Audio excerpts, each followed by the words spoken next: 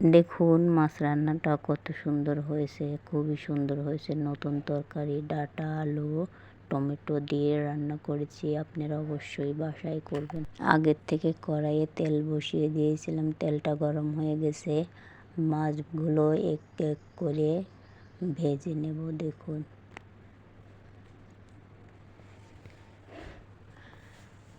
বাদামি করে ভেজে নেব মাছগুলো। সম্পূর্ণ মাছ এভাবে করে ভেজে নেব। অনেকেই মাছ ভাজে না, কাঁচা মাছে রান্না করে, কিন্তু এখনকার সময়ে সবাই মাছ ভাজিয়ে রান্না করে। আমি তো মাছ ভাজা ছাড়া রান্নাই করি না। মাছ ভাজা ছাড়া খেতে ভালো লাগে না এবং মাছের দেখতেও ভালো লাগে না। এভাবে করে সম্পূর্ণ মাছগুলো ভেজে নিয়েছি। দেখুন কত সুন্দর করে ভেজে নিয়েছি।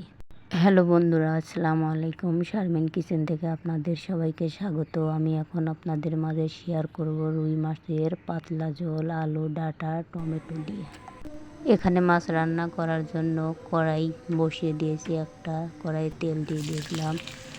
আমি কাঁচামরিচ কেটে এবং পেঁয়াজ কেটে রান্না করব, কারণ এইভাবে রান্নাটা আমার পছন্দ। আমি অনেক আগে থেকেই মরিচ কেটে পেঁয়াজ কেটে রান্না করি। এখানে হলুদের গুঁড়া দিয়ে দিলাম, এখানে মরিচ দিয়ে দিলাম। এভাবে এটা সুন্দর করে আউজা নিব। আউজা নেওয়ার পরে ডাঁটা, আলু, পটলটা দিয়ে দিব। আমার আউজানি হয়ে গেছে, পটল দিয়ে দিলাম। ডাঁটা আলুটা দিয়ে আবার সুন্দর করে আউজা নিব। আউজা ছাড়িয়ে একটা ঢাকনা দিয়ে ঢেকে দেব, যাতে সুন্দরভাবে তরকারিটা সিদ্ধ হয়ে যায়। ঢাকনা দিয়ে ঢেকে দিলাম এবং আবার একটু ঢাকনা খুলে আবার নেড়েচেড়ে আবার সুন্দর করে নেড়েচেড়ে দেব। আউজানি হয়ে গেছে, এখানে পানি দিয়ে দেব।